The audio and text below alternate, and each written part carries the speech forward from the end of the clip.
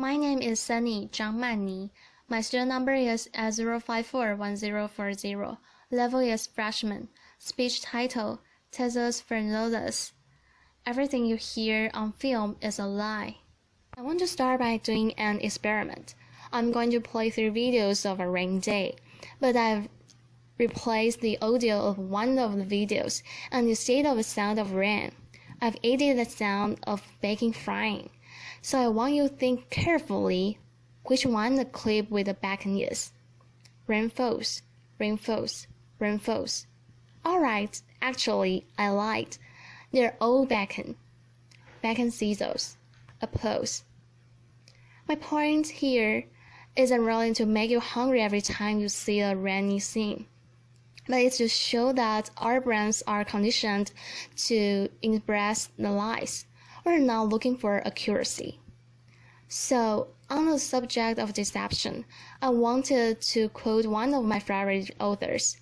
In The Decay of Lying, Oscar Wilde established the idea that all bad art comes from copying nature and being realistic, and all great art comes from lying and deceiving and telling beautiful untrue things. So when you're watching a movie and the phone rings, it's not actually raining. It's being added later in post-production in the studio. All of the sounds you hear are fake. Everything apart from the dialogue is fake. When you watch a movie and you see the bird flapping its wings flap. I haven't really recorded the bird. It sounds a lot more realistic if you record the sheet or shaking kitchen gloves flaps.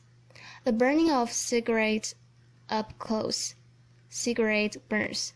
It actually sounds a lot more authentic if you take a small saran wrap bowl and release it. A saran wrap bowl being released. Hunches?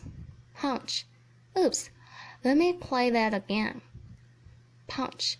That's often done by sticking a knife in vegetables, usually cabbage. Cabbage stabbed with a knife. The last one. It's breaking bones. Bones break. Well, no one was really harmed. It's actually breaking celery or frozen lettuce. Breaking frozen lettuce or celery. Laughter. Making the right sounds is not always as easy as a trip to the supermarket and going to a valuable section, but it's often a lot more complicated than that. So let's reverse engineer together the creation of a sound effect. One of my favorite stories comes from Frank Serafini. He's a contributor to our library and a great sound designer for Chang and Star Trek and others. He was part of the Paramount team that won the Oscar for Best Sound for The Hunt for Red October. And a Cold War classic. In the 90s, they were asked to produce the sound of the propeller of the submarine. So they had a small problem. They couldn't really find a submarine in West Hollywood.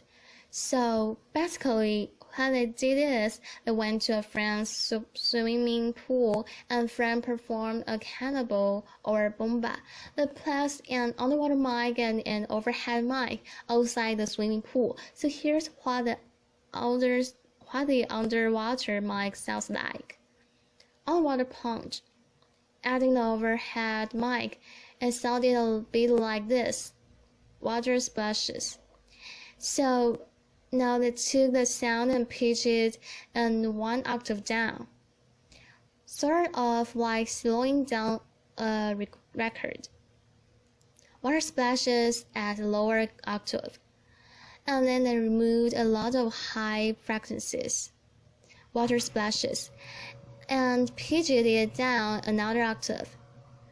Water splashes at lower octave. And then they added a little bit of splash from the overhead microphone. Water splashes. And by looping and repeating the sound, they got this. Propeller tones. So creativity and technology put together in order to create the illusion that we're inside the submarine. But once you've created your sounds and you've synced them to the image, you want those sounds to live in the world of the story. And one of the best ways to do that is to add reverb. So this is the first audio tool I want to talk about. Reverberation, or reverb, is the persistence of the sound after the original sound has ended. So it's sort of like all the reflections from the materials, the objects, and the walls around the sound. Take for example, the sound of a gunshot. The original sound is less than half a second long. Gunshot. By adding reverb, we can make it sound like it was recorded inside a bathroom. Gunshot reverbs in bathroom. Or like it was recorded inside a chapel or a church. Gunshot reverbs church. Or in a canyon. Gunshot reverbs in canyon. So reverb gives a lot of information about the space between the listener and the original sound source. If the sound is the text, then reverb is sort of like the smell of the sound. But reverb can do a lot more. Listening to the sound with a lot less reverberation than the on-screen action is going to immediately signify to us that we're listening to a commentator, to an objective narrator that's not participating in the on-screen action. Also, emotionally intimate moments in cinema are often heard with zero reverb, because that's how it would sound if someone was speaking inside our ear. On the completely other side, adding a lot of reverb to the voice is going to make us think that we're listening to a flashback, or perhaps that we're inside the head of a character, or that we're listening to the voice of God. Or even more powerful in film, Morgan Freeman, laughter, so applause. But what are some other tools or checks that sound designers use? Well, here's a really big one, is silence. A few moments of silence is going to make us pay attention, and in the Western world, we are not really used to verbal silences. They are considered awkward or rude. So silence preceding verbal communication can create a lot of tension. But imagine a really big Hollywood movie, where it's full of explosions and automatic guns. Loud stops being loud anymore after a while. So in a way, silence needs loudness and loudness needs silence for either of them to have any effect. But what does silence mean? Well, it depends how it's used in each film. Silence can place us inside the head of a character or provoke thoughts. We often realize silence with contemplation, meditation, being deep in thought. But apart from having 1 minute, silence becomes a blank canvas upon which the viewer is invited to pen their own thoughts. But I want to make it clear, there is no such thing as silence. And I want this to sound like the most pretentious TED Talk statement ever. But even if you were under a room with zero reverberation and zero internal sounds, you will still able to hear the pumping of your own blood. And in the cinema, traditionally, there was never a silent moment because of the sound of the projector. And even in today's Dolby world,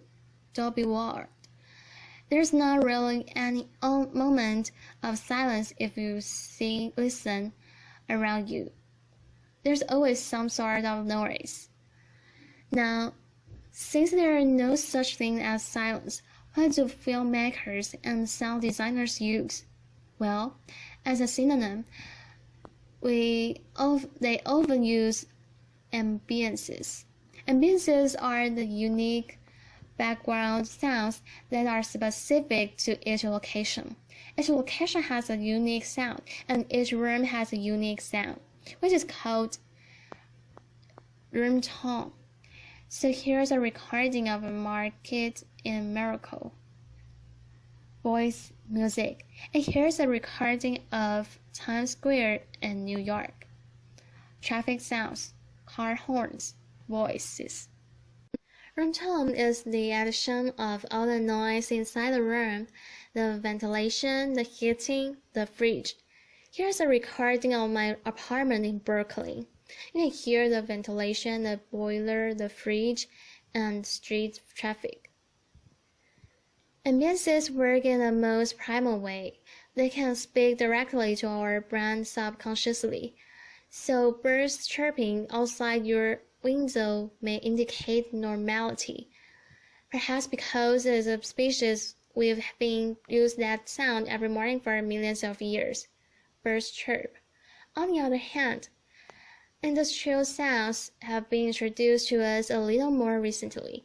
Even though I really like them personally, they're being used by one of my heroes, David Lynch, and his sound designer, Alice Bett.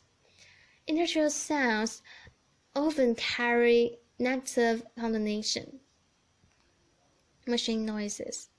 Now, sound effects can tap into our emotional memory. Occasionally, they can be so significant that they become a character in a movie. The sound of thunder may indicate divine intervention and anger. Thunder.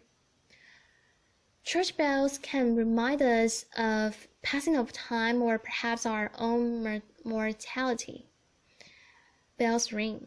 And breaking of glass can indicate the end of a relationship or a friendship. Glass breaks. Scientists believe that dissonant sounds, for example, brass or wind instruments played very loud, may remind us of animal pose and nature and therefore create a sense of irritation or fear. Brass and wind instruments play. So now we've spoken about on-screen sounds, and occasionally the source of a sound cannot be seen, as what we call off-screen sounds or acousmatic. Acousmatic sounds, well, the term acousmatic comes from Pythagoras in ancient Greece, who used to teach behind a veil or curtain for years, not revealing himself to his disciples. I think the mathematician and philosopher thought that in that way his students might focus more on the voice and his words and its meaning rather than the visual of him speaking. So sort of like the Wizard of Oz or 1984's Big Brother, separating the voice from its source, separating cause and effect sort of creates a sense of ambiguity or panopticism and therefore authority. There is a strong tradition of acousmatic sound. Nuns in monasteries in Rome and Venice used to sing in rooms up in galleries close to the ceiling, creating the illusion that we're listening to angels up in the sky. Richard Wagner famously created the hidden orchestra that was placed in a pit between the stage and the audience, and one of my heroes, FX Twin, famous hid the dark corners of clubs. I think what all these masters knew is that by hiding the source, you create a sense of mystery. This has been seen in cinema over and over with Hitchcock and Ridley Scott in Alien. Hearing a sound without knowing its source is going to create sort of tension. Also, it can minimize certain visual restrictions that directors have and can show something that wasn't there during filming. And if all this sounds a little theoretical, theoretical, I wanted to play a little video. Toy squeaks, typewriter, drums, ping pong, knives being sharpened, record scratches, saw cuts, warm screams. What I'm sort of trying to demonstrate with these tools is that sound is a language. It can trick us by transporting us geographically. It can change the mood. It can set a pace. It can make us laugh, or it can make us scared. On a personal level, I fell in love with that language a few years ago, and somehow managed to make it into some sort of profession. I think with our work through the sound library, we're trying to kind of expand the vocabulary of that language, and in that way, we want to offer the right tools to sound designers, filmmakers, and video and app designers to keep telling even better stories and creating even more beautiful lives. So thanks for listening. Applause.